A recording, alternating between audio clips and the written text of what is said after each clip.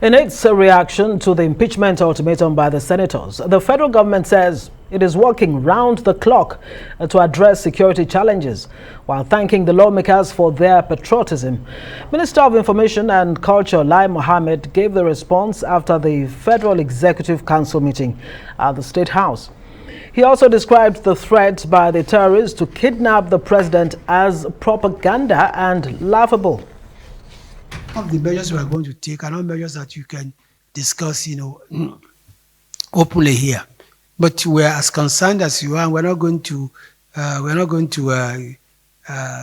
abandon our responsibility. As to those who have issued threats to Mr. President, I think it's more propaganda than anything. It's laughable. As to the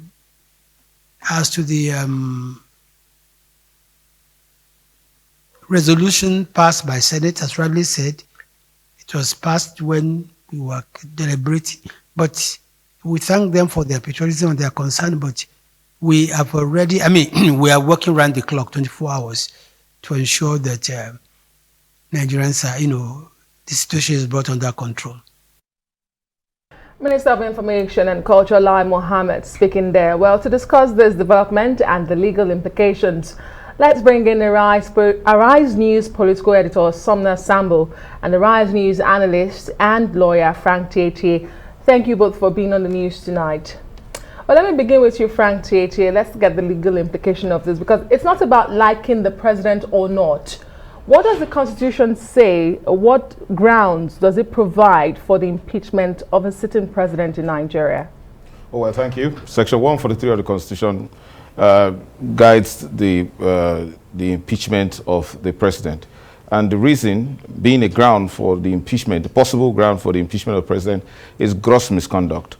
Actually, it's a matter of whether or not the members of the National Assembly raise any form of serious allegation against the president, and that becomes sufficient ground to amount to gross misconduct. And whatever in their perception amounts to gross misconduct, that is what it is. All right, Sumner Sambo, you are the political man here. Tell us the political dynamics that could play out in the event that, for this impeachment move to scale through in the first place. Will it be along party lines, or what factors could play out? Thank you, Ngozi. It could be a mix, considering that a lot of factors would have to come in. First of all, there must be a bipartisan approach to the issue if it must go far, because only the PDP cannot go it alone, or even just all opposition parties, because we currently have the PDP, the New Nigeria People's Party, and then APGA, that's the All Progressive Grand Alliance, and then the Young Progressive Party, YPP, constituting the minority in the Senate. And as it stands right now, the All Progressives Congress, which is the governing party and which has a majority in both the Senate and House of Reps, still has the upper hand. And so there has to be a lot of bipartisan approach to this issue for it to be successful. And for the constitutional provisions to be followed, Section 143 clearly spells it out. There has to be a 1/3 of the resolutions reached. And as it stands right now, the People's Democratic Party, based on the numbers of senators that it has, currently has that capacity. Because for you to file an impeachment notice, all you need is 1/3 of the majority in the National Assembly. So, which means it is in both houses, the Senate and the House of Reps. And if you look at it, the People's Democratic Party can summon about between 35 to 40 senators as it stands right now. And then it can summon like about 150 senators, House of Rep members. So yes, it can kickstart the impeachment process by having that 1/3. But whether it will have the 2/3 to continue the process as the Constitution demands, and then conclude with the two-thirds is also a very, very big issue that will lie ahead. That's where the bipartisan approach will come in. A lot of senators and House of Rep members must, from the ruling APC, must give their consent. And just like we had earlier, this issue, when it was raised earlier in the day, it was seen from a bipartisan approach. But some of the federal lawmakers from the ruling party are just staying back at the moment to watch how things play out. And Frank Tietie, in your earlier response, you say the Constitution says the ground is gross misconduct. But in this instance, we hear the senators talk about the level of insecurity in the country. Is that gross misconduct on the part of the president, who has said, I've provided everything, I've done more than I should, emotionally, equipment-wise, and every-wise? Will it still count as gross misconduct on the part of the president? Well, yes, more especially when the National Assembly is saying that they have made a number of resolutions to help the executive in forestalling the insecurity situation, yet nothing has happened. The primary purpose of government, according to Section 14 of the Constitution, is to protect life and property. Unfortunately, that's not happening. But let's be clear on one thing. The situation as we find now, given the reports this evening, we're very far from a situation of impeachment against the Nigerian president. Very, very far. And it takes a minimum of, it takes an average of, or a minimum of 4 months to be able to complete that process. That process hasn't even been initiated. And the Constitution talks about 1/3 of members of the National Assembly, not necessarily of each of the houses of the National Assembly, rather just, talking about when you get about 158 members of the National Assembly, including senators and House of Reps members. Again, it's important that we consider that the issue of impeachment to a Nigerian president, which is something that is far from ever going to be successful, is actually meant to rattle a sitting president. And in 2002, it was the People's Democratic Party that had its president in power that actually threatened to impeach him, and it wasn't in a sort of a lame, threat that like this one of giving the president 6 weeks. In the case of PDP simply told the president, Obasanjo at that time, say, resign within 2 weeks or else face impeachment. And Obasanjo got the message, and things actually changed, and they made it clear to him the reason why they wanted him impeached, for political reasons and for security reasons. Well, Frank Tietie, stay with us. Sumner Sambo, stay with us. It's time for a short break. When we come back, we'll continue this conversation.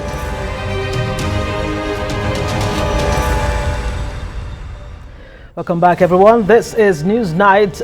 Nigerian senators threaten to impeach President Muhammadu Buhari over insecurity. Well, the House of Reps may soon serve President Buhari an impeachment notice, but the federal government says it is working round the clock to address security challenges, while thanking the lawmakers for their patriotism.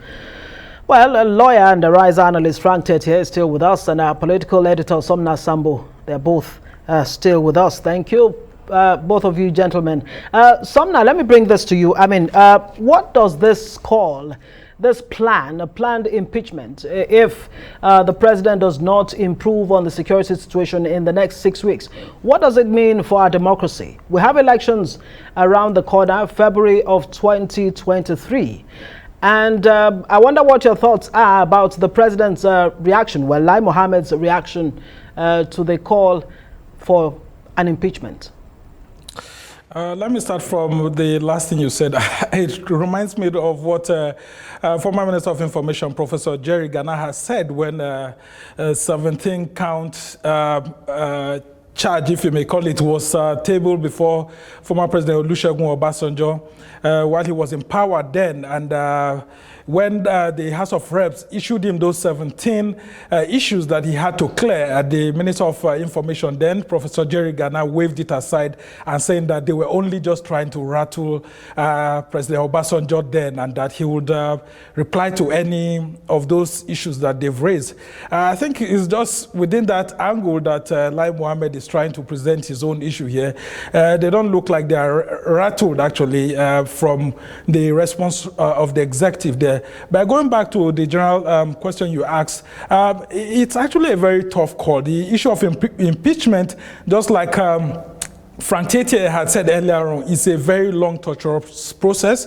And considering that a lot of Nigerians are already looking forward to the next election on February 25th, the issue of impeachment is one that, if it begins in September, based on what they've said, may not be ended before February 25th, except if they may want to fast track it somehow. But the process is very long, and the least that could be done is between 4 to 6 months, because you have to obey some of the things that are there, and then, of course, there are technicalities that may be used. But you must understand also that when it comes to the issue of impeachment, it is no longer about what is written in the Constitution or the laws of the National Assembly.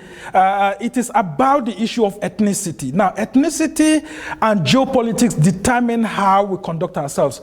When it comes to the issue of impeachment, it is no longer going to be about APC versus PDP. It is not going to be about North versus South, like we've seen it.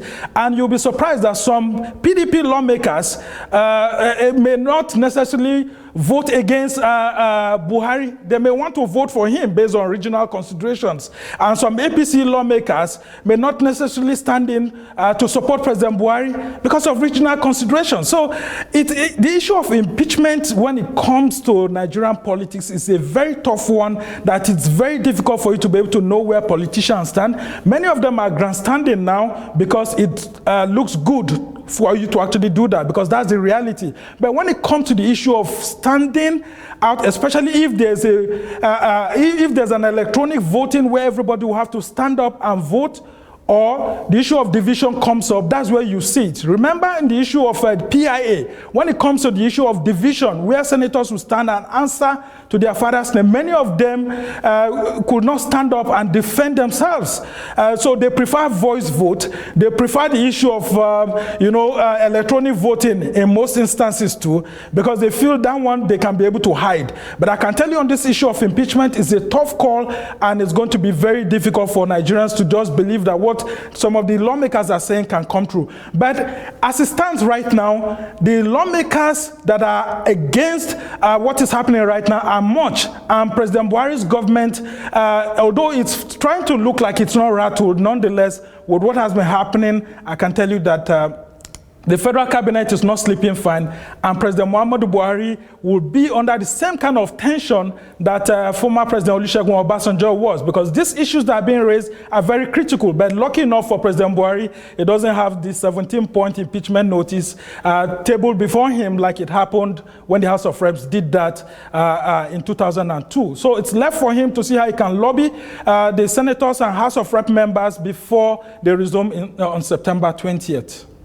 Frank Tietie, I see you nodding, but I don't know if you want to respond to this or I should stay with... Sambo is painting a very, the big tragedy which Nigeria faces, where critical situation that we find ourselves is being considered on the basis of ethnicity and political divide between North and South. That's a tragedy indeed. And to think that a president has, led the country in a manner that has been totally unresponsive to the security situation, we find a state of lethargy, reading and littering all over the place in the faces of Muhammad and the rest of them, and nothing happens. And then we're talking about North and South and religious matters. You see, unless we come to the point where we will deal with issues the way they are, which country in this world will have a state, its capital invaded with a minimum security prison being bombed and then terrible criminals taken away, and they were talking about North and South divide. It is coming close. The chicken is coming to roost now. That is the reason why PDP senators are simply doing what they are doing as a means of... Yes, I understand, the emotions and... No, but it's sad. Playing to the gallery, 6 weeks to the president who oppressed like a king. That's why I wanted to stay with Sumner Sambo for a moment, because it looks like a long and torturous one. But Sumner Sambo, you'll be covering the political terrain. We have senators who are disgruntled with the governing party. The president's party, which has majority seats in the Senate, but they are not happy. They are not returning after the election. So really, isn't that a factor that might play out here? It is true we've never seen a sitting president impeached in Nigeria, but the situation at hand, how does that play out? The unhappy senators. Yeah, thank you, Adesu. I mean, I had a conversation with some of them today who don't have return tickets, and they had to pander to this sort of ethnic sentiment that I said before. It's something that you cannot take away from our polity. Some of them say, yes, I don't have a ticket coming back, but this issue, this is not the first time. It happened during Obasanjo, it happened during Yar'Adua. If they were not impeached, why should it be a Buhari that will be impeached? And I said, but some of you are already saying that this insecurity is one that the president has violated. If I must take you back, like I said earlier, one of the reasons why Obasanjo was served a 17-point impeachment notice is because he ordered troops into Zaki Biam and OD without the approval of the National Assembly. But we've seen so many things that President Buhari has done, even without the National Assembly's consent. Yes, we are in a state of war and all of that, but you can see that when it comes to the issue of taking a critical decision, listing out the offenses that they allege, or the gross misconduct, as the Constitution actually calls it, it's going to be problematic, because the issue of religion will come in, the issue of who is North and South will come in, and there'll be a problem. Let me also tell you that, for example, when the House of Rep in 2002 issued President Olusegun Obasanjo their 17-point notice, do you know that even the OPC, that's Oduwa People's Congress, that was against Obasanjo, had to come out then to support Obasanjo and say, look, if Obasanjo is impeached, then it will look like, number one, the North is against him, and number two, the military wants to come back to power. The same thing with the 6 states of the then Alliance for Democracy, AD state, which were against Obasanjo, who was in PDP. But, you know, you can't divorce these ethnic and primordial sentiments from our politics. So, coming back to the question you asked, some of these senators in the governing APC are aggrieved, but most of them from the North are saying that, look, if Buhari has just less than a year to go, why is he not allowed to complete his term? But then the issue of insecurity is staring them at the face. Many of them can't go back to their constituencies. So if that's the challenge, then why can't they bite the bullet and do the right thing, which is to tell the president exactly where he has head? Bite the bullet and do the right thing. Frank Tietie, I mean, you're ready to take this on, aren't you? Of course, of course. I mean, let us acknowledge, and particularly the National Assembly, let it acknowledge its outright failure. First and foremost, that for 7 years it did not rattle the president, it did not push the president enough. And again, so the situation we're in, what we find simply is the PDP senators playing to the gallery, just wanting to, buy an alibi, saying that, oh, we said it, we were against it, without any resolution to do anything. We're in it together. The Federal Capital Territory has been bombarded by terrorists to the extent that the prison in the Federal Capital Territory has been, torn down. Now, it is clear. Look at the huge embarrassment our country is facing at the moment. Now, some bandits are somewhere making a video that has gone international, threatening that they will pick up our president and Governor El-Rufai and then display them as common, victims of kidnapping. Yeah. And then we are still sitting and talking about whether President Buhari is from the north or south or whatever. Let me tell you, in the case of Obasanjo, it was a situation where the president was high-handed against persons who were threatening the states. He deployed soldiers against some people in OD and Bayelsa. But in the case of President Muhammadu Buhari, we find a president that has lost ideas. In fact, the situation has become intractable under his command, and he's doing nothing. And then, how dare you now begin to, bring up issues of sentiment of where he comes from, as to whether or not that's the purpose of whether you should call him to order. It is outright gross misconduct for a president. Should he be impeached? In my own mind, the people who should impeach him are just prevaricating. They are deceiving themselves. They don't want to impeach him, and at the same time, they just want to send the message that our hand no day. That is just, in quote, that is what they are saying. Who can impeach Buhari? Who is operating like a king with all the powers, even with all the malfeasance, with all the disobedience to court orders, with all the disregard for the National Assembly? They want to impeach him. They know that they cannot do anything, but they are failing. Less than 1 year to its end, and they are just saying that they want to impeach him. It's all part of Frank Tietie, thank you very much. Sumner Sambo, our political man here at Arise. Thank you very much, both of you.